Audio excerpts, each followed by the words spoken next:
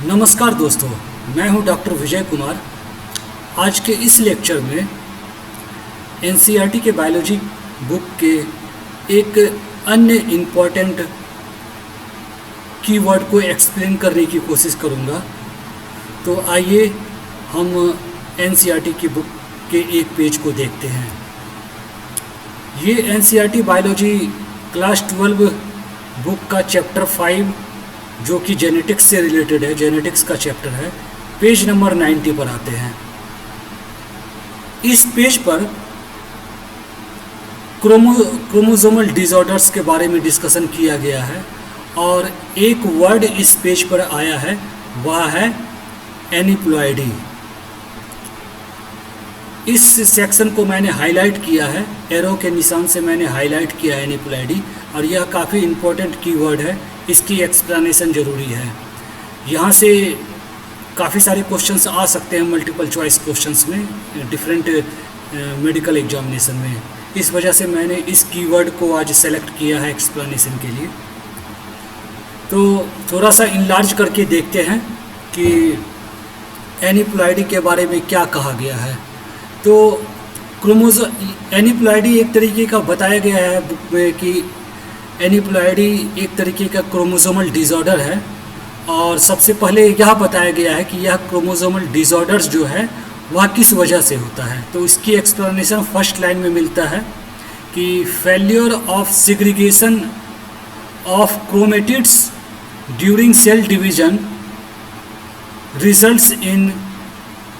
results in the gain or loss of chromosomes called aneuploidy।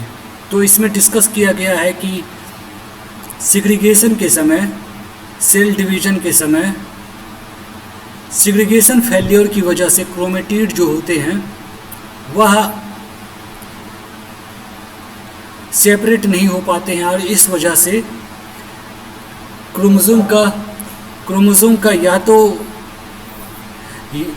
का या तो gain होता है या लॉस होता है, और इस प्रक्रिया को एनिप्लॉइडी कहा जाता है। यह जो फिनोमिना है, यह जो स्थिति है, उसे एनिप्लॉइडी कहा जाता है।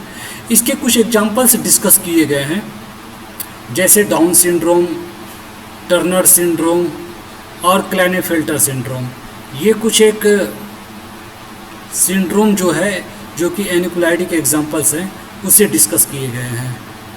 और मेरा मानना है कि इन दो तीन एग्जाम्पल्स के अलावा और भी बहुत सारे एग्जाम्पल्स हैं जिनको जानना काफ़ी ज़रूरी है। आपके एग्ज़ाम्स में ये नॉलेज काफ़ी इम्पॉर्टेंट होगी, हो सकते इससे रिलेटेड कई बार पहले भी क्वेश्चंस आ चुके हैं मल्टीपल चॉइस क्वेश्चंस में, डिफरेंट मेडिकल एग्जामिनेशंस के अंदर।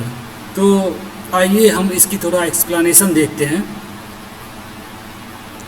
सबसे पहले कि there are many types of chromosomal anomalies. Chromosomal anomalies के कई सारे टाइप्स होते हैं। अभी एक टाइप यह हमने डिस्कस किया कि क्रोमोसोम के नंबर के बेसिस पर एक या दो क्रोमोसोम घट जाए या बढ़ जाए तो उसे एनिप्लॉइडी कहते हैं। इसके अलावा और भी कई तरीके से क्रोमोसोम में एनोमलीज हो सकते हैं। मेनली दो बेसिक ग्रुप्स होते हैं क्रोमोसोम के एनोमलीज के, क्रोमोसोम के एबनॉर्मलिटीज़ के। पहला न्यूमेरिकल और दूसरा स्ट्रक्चरल एनोमलीज। न्यूमेरिकल में नंबर के बेसिस पर यदि नंबर घट जाए या बढ़ जाए क्रोमोसोम्स की, जो डिप्लॉयड में जितना क्रोमोसोम्स होता है, मान लें कि ह्यूमन बीइंग में 46 क्रोमोसोम होते हैं, एक या दो क्रोमोसोम बढ़ जाए या घट जाए तो उस कंडीशन को हम कहेंगे कि यह नंबर की वजह से क्रोमोसोमल एनोमलीज हुए हैं।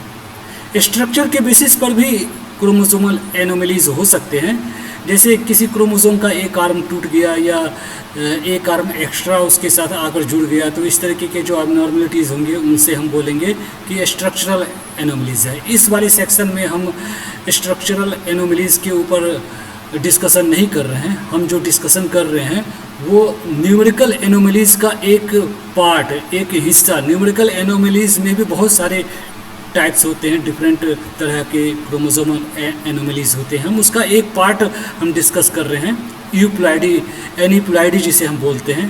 और इसमें एक या दो क्रोमोसोम घट या बढ़ सकते हैं। Two copies of the same genome are present in somatic cells of a diploid organism।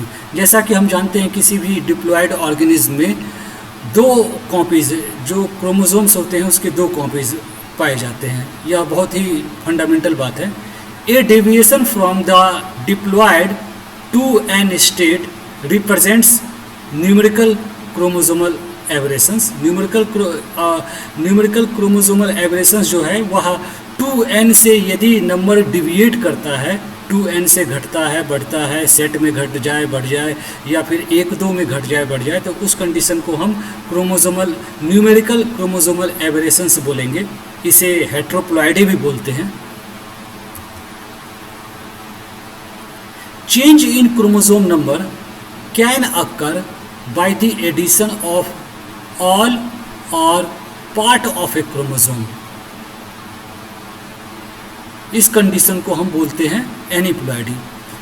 जो क्रोमोसोम के नंबर में चेंज है वह एक या दो क्रोमोसोम के कंप्लीट बढ़ने या घटने से भी हो सकता है, या फिर क्रोमोसोम का एक छोटा सा हिस्सा, क्रोमोसोम का कोई हिस्सा घट जाए या बढ़ जाए, उससे भी नंबर में चेंज, उसे भी हम नंबर में ही चेंज मानेंगे उसे, और इस कंडीशन को हम एनीप्लॉइडी बोलेंगे।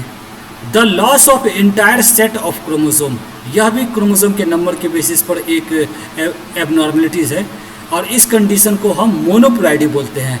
यदि इंटायर एक सेट क्रोमोसोम का लॉस हो गया, 2n नंबर होता है, यदि n रह गया तो उस कंडीशन को हम मोनोप्लॉइडी बोलेंगे।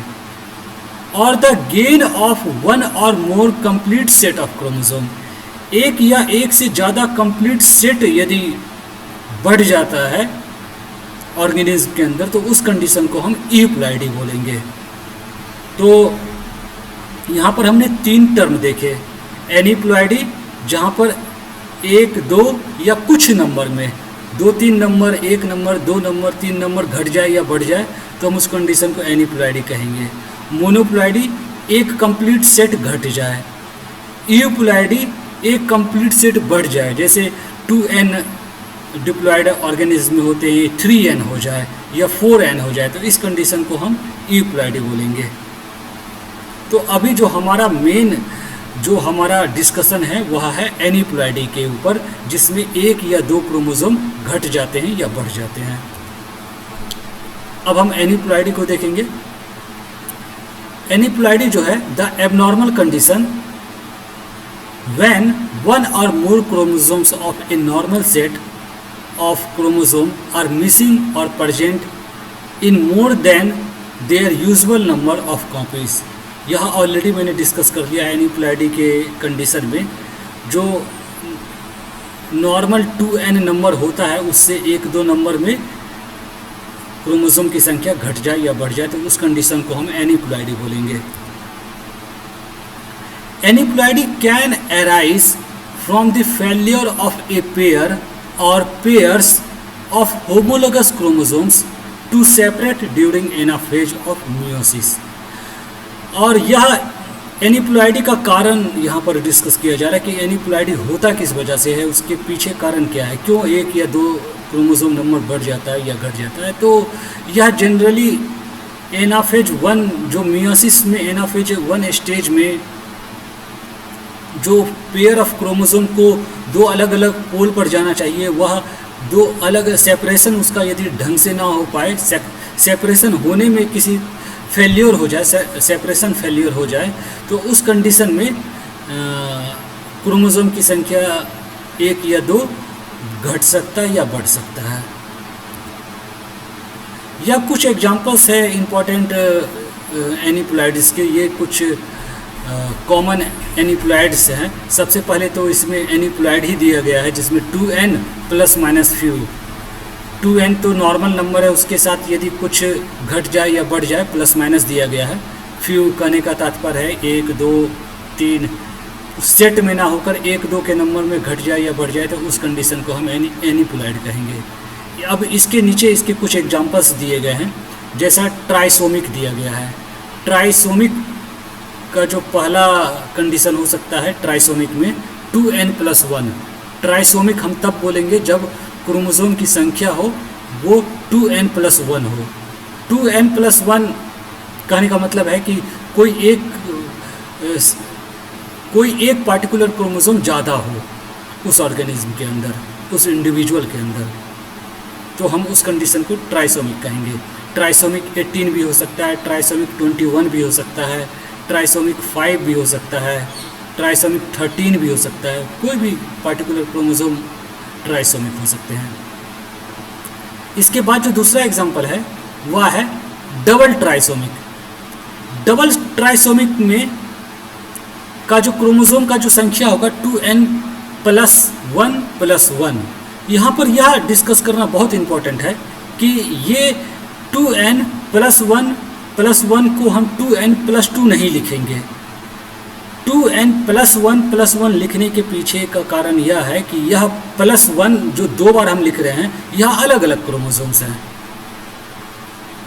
हो सकता है कि ट्राइसोमिक 13 नंबर क्रोमोसोम में भी हो और 5 नंबर क्रोमोसोम में भी हो, तो ये 2n+1 एक तो 13 नंबर के लिए +1 है और एक +1 जो है वो 5 नंबर क्रोमोसोम के लिए है। तो जो इसका एक्सप्लेनेशन है कि इसमें 2 क्रोमोसोम बढ़ेंगे but 2 non homologous chromosome extra होंगे। जो 2 क्रोमोसोम बढ़ेंगे वह नॉन होमोलोगस होंगे। सेम क्रोमोसोम जो है 5 नंबर क्रोमोसोम 2 नहीं बढ़ेंगे, एक 5 नंबर बढ़ेगा तो दूसरा हो सकता है 7 नंबर बढ़े, तो 2 नॉन होमोलोगस क्रोमोसोम बढ़ जाएंगे, तो हम उस कंडीशन को डबल ट्राइसोमिक बोलेंगे। नेक्स्ट एग्जांपल जो है एनिप्लॉइडी का वो है टेट्रासोमिक। टेट्रासोमिक में जो क्रोमोसोम की संख्या होगी वह 2n+2 होगी।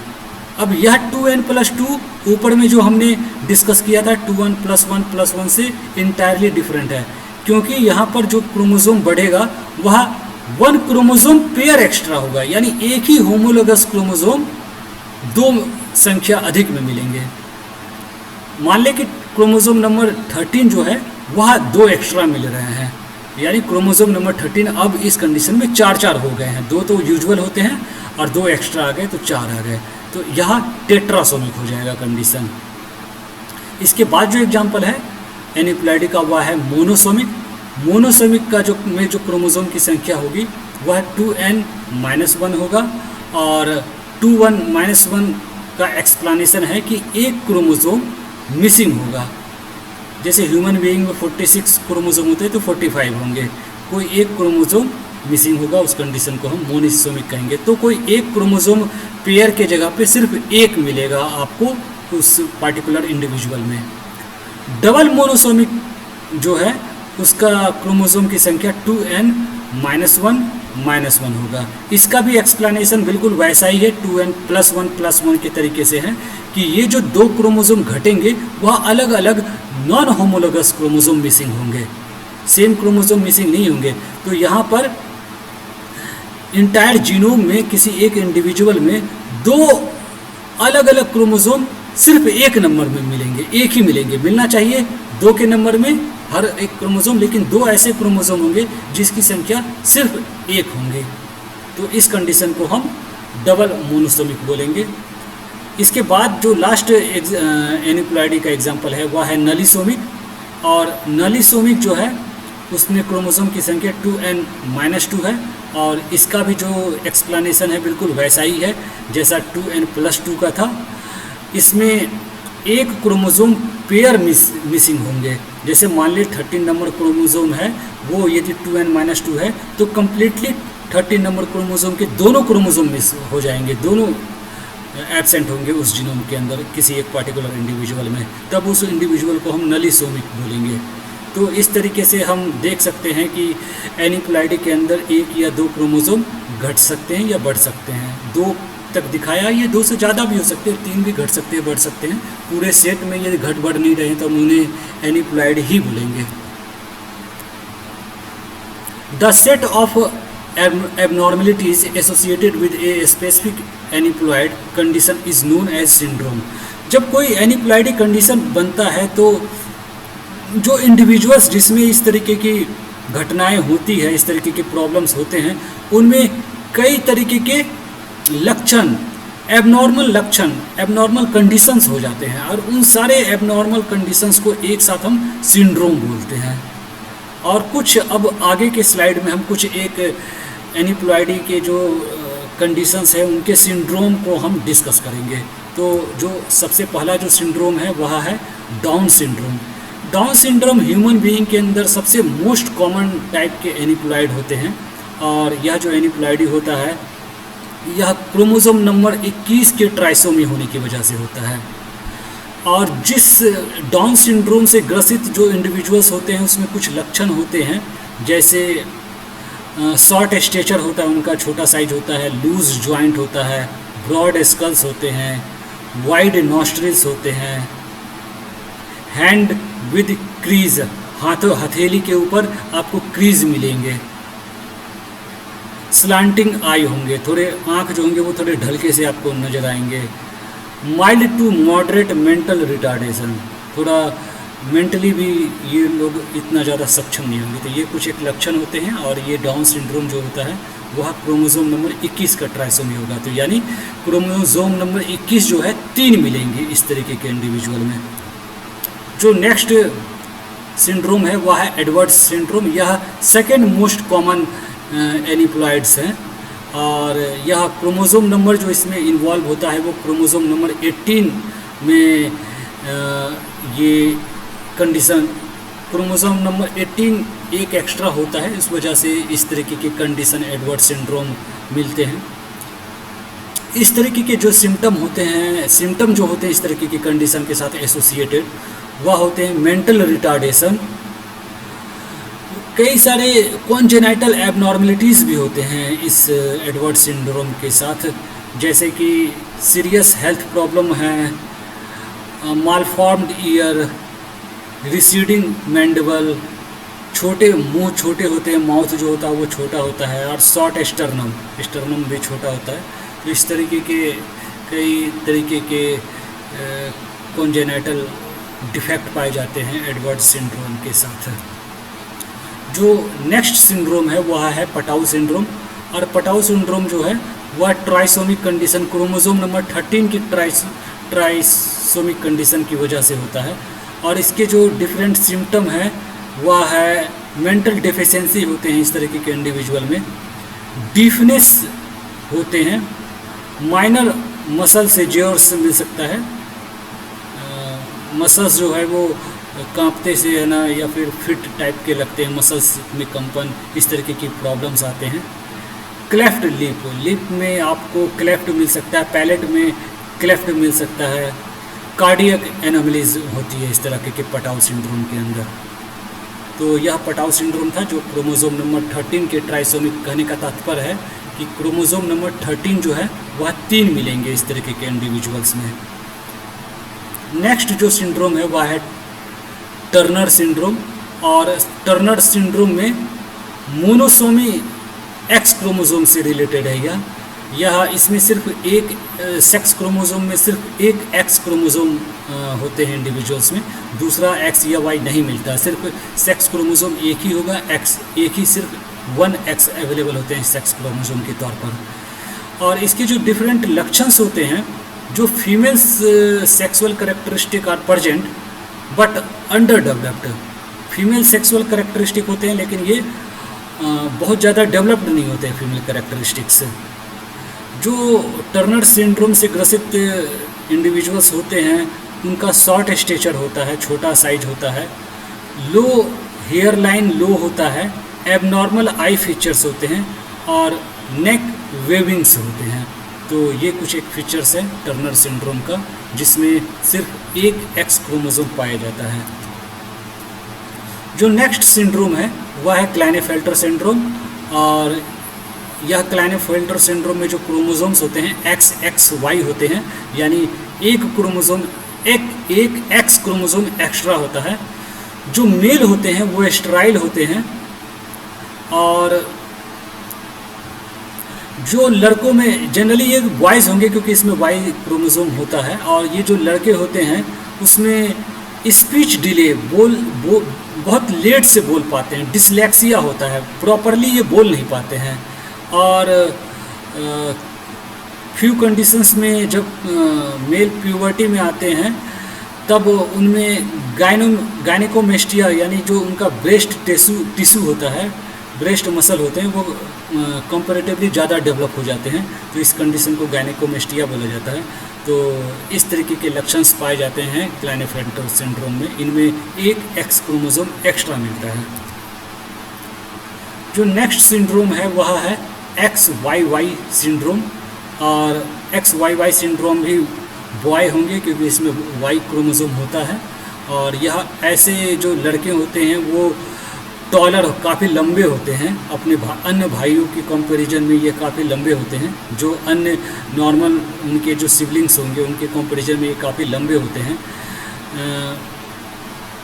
Like XXY boys and XX girls, they are somewhat more likely to have learning difficulties। इस तरीके के जो इंडिविजुअल्स होते हैं XYY सिंड्रोम वाले, इनमें XXY हो या XXX गर्ल्स होते हैं, उसी के तरीके से इनमें भी लर्निंग की डिफ़िकल्टीज़ होते हैं। इन्हें सीखने में काफ़ी दिक्कत आती है, इनको पढ़ाना काफ़ी मुश्किल होता है, ये इनकी लर्निंग एबिलिटी पुअर होती है। इसके बाद जो नेक्स्ट सिंड्रोम है वह है XXX सिंड्रोम। XXX ये जनरली गर्ल्स होते हैं, जिसके बारे में मैंने अभी भी डिस्कस किया कि इनकी लर्निंग एबिलिटी इतना यूजुअल नहीं होता है। और इस तरीके की लड़कियां लंबी होती है